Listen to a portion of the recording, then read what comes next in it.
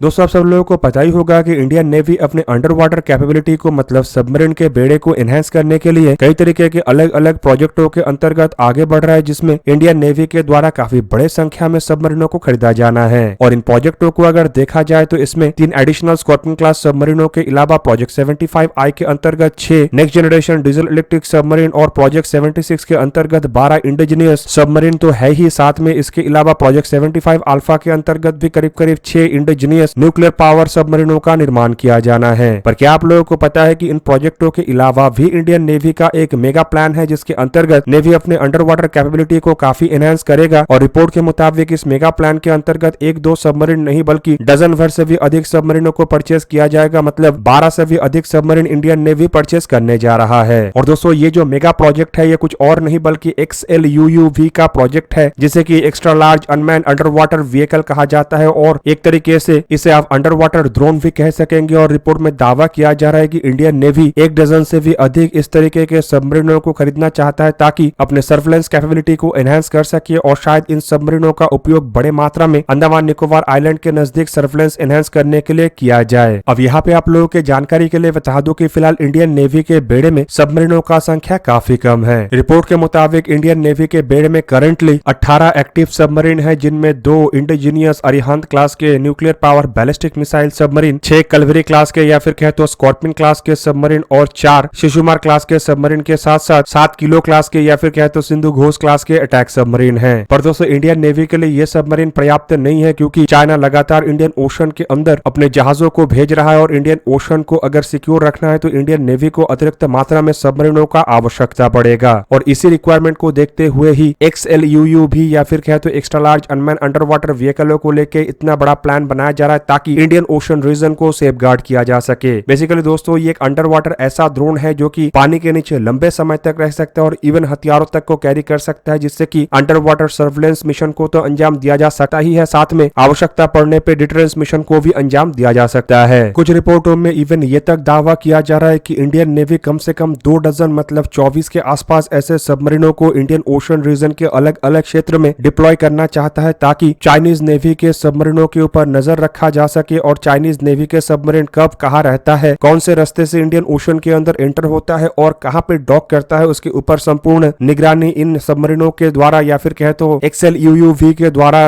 अंजाम दिया जा सके। और दोस्तों ये जो XLUUV है इसे असल में भारत की तरफ से इस तरीके से बनाया जा रहा है कि ये केवल मात्र सर्वेलेंस के काम को ही अंजाम ना दे सके, बल्कि इसमें कई तरीके के सेंसर्स होने के कारण इनके द्वारा कई तरीके के अलग अलग इक्विपमेंटों को कैरी किया जा सकेगा और अलग अलग पेलोड के कारण ये मल्टीपल मिशनों को भी अंजाम दे सकेगा। इवन रिपोर्ट में यह भी दावा किया जा रहा है कि शायद XLUUV 2 या 2 से अधिक हैवी वेट टॉर्पेडो को भी कैरी कर सके, जो कि दुश्मन के जहाजों के ऊपर निगरानी रखने के साथ साथ आवश्यकता पड़ने पे जहाज और सबमरीनों को निशाना भी बना सकेगा। इवन XLUUV को लेकर यह भी दावा किया जा रहा है कि इसमें इस तरीके का भी सेंसर है जो कि पानी के ऊपर तैरने वाले जहाजों को भी काफी कम डिस्टेंस से ट्रैक कर सकेगा और दुश्मन के जहाज और अपने जहाजों में अंतर करके जरूरत पड़ने पे दुश्मन के जहाजों को न्यूट्रलाइज भी कर सकेगा। पर दोस्तों यहाँ पे आप लोगों के जानकारी के लिए बता दूं कि अनमैन्ड अंडर वाटर व्हीकलों को ऑपरेट करना इतना भी आसान नहीं होता है और इस तरीके के व्हीकलों के जो सबसे बड़ा चैलेंज है वो है अंडर वाटर कम्युनिकेशन, क्योंकि रेडियो वेव जो है वो पानी के नीचे उतना इफेक्टिव नहीं होता है और इन कारणों की वजह से रियल टाइम कंट्रोल और मेंटेनेंस में इसमें इश्यूज आता है और इवन सरफेस शिप या लैंड स्टेशन से इसे कंट्रोल करना भी काफी चैलेंजिंग होता है। पर रिपोर्ट में दावा किया जा रहा है कि भारत की तरफ से इसका सोल्यूशन भी निकाल लिया गया है, जिन कारणों की वजह से अब XLUUV को किसी भी देश के किसी भी तरीके के अनमैन्ड अंडर वाटर व्हीकलों के मुकाबले में अधिक इफेक्टिव माना जा रहा है। इवन रिपोर्टों में यह तक दावा किया जा रहा है कि भारत असल में स्ट्रेटेजिकली इंपॉर्टेंट मलाक्का स्ट्रेट के नजदीक इन अंडर वाटर व्हीकलों को बड़े मात्रा में इस्तेमाल करना चाहता है। और आप लोगों को पता ही होगा कि मलाक्का स्ट्रेट असल में कितना महत्वपूर्ण है, क्योंकि इस क्षेत्र से केवल पैसिफिक ओशन से इंडियन ओशन में जहाज एंटर ही नहीं होता है बल्कि दुनिया के सबसे अधिक ट्रेड भी इसी क्षेत्र से गुजरता है। इवन एक तरीके से आप ये भी कह सकते हैं कि मलाक्का स्ट्रेट को ब्लॉक करने पे भारत काफी हद तक चाइना के जहाजों को इंडियन ओशन में आने से रोक पाएगा, जबकि वहीं पे मलाक्का स्ट्रेट के नजदीक भारत के अंडमान निकोबार आइलैंड होने के कारण एक तरीके से आप ये भी कह सकते हैं कि मलाक्का स्ट्रेट के ऊपर भारत का जो दबदबा है वो अधिक है। लेकिन चाइना लगातार इस प्रयास में है कि कैसे करके मलाक्का स्ट्रेट के ऊपर चाइना कब्जा कर सके या फिर उसके जो डोमिनेंस है वहां पे बढ़े, जिससे कि मलाक्का स्ट्रेट से गुजरने वाले ट्रेड रूट के ऊपर चाइना का कंट्रोल हो। पर XLUUV चाइना के इस सपने को जहाँ पे चूर चूर करेगा तो वहीं पे भारत को और अधिक क्षमता प्रदान करेगा। रहेगा। अब दोस्तों एक तरफ जहां पे भारत के अंडर वाटर कैपेबिलिटी को एनहेंस करने के लिए एक्सेल यूयूवी को जैसे फ्यूचरिस्टिक हथियार को लेके काम किया जा रहा है, तो वहीं पे दूसरी तरफ इंडियन एयरफोर्स के लिए डेवलप किए जाने वाले एक एयरक्राफ्ट को लेके खबर आ रहा है कि ये भी अब डिले हो चुका है। दोस्तों मैं यहाँ पे AMCA या तेजस जैसे एयरक्राफ्टों का जिक्र नहीं कर रहा हूँ, बल्कि जिस एयरक्राफ्ट का जिक्र कर रहा हूँ वो आने वाले समय में केवल इंडियन एयरफोर्स में ही एक प्रमुख भूमिका नहीं निभाएगा, बल्कि एक्सपोर्ट मार्केट में भी इंडिया का रुतबा को बढ़ाएगा। बेसिकली इस एयरक्राफ्ट को HLFT-42 या फिर कहे तो Hindustan lead in fighter trainer 42 कहा जाता है, जो कि एक फाइटर ट्रेनर एयरक्राफ्ट के रूप में डेवलप तो किया जा रहा है, लेकिन रिपोर्ट के मुताबिक इंडियन एयरफोर्स के लैक ऑफ क्लियरेंस के कारण ये जो प्रोजेक्ट है ये अब डिले हो चुका है।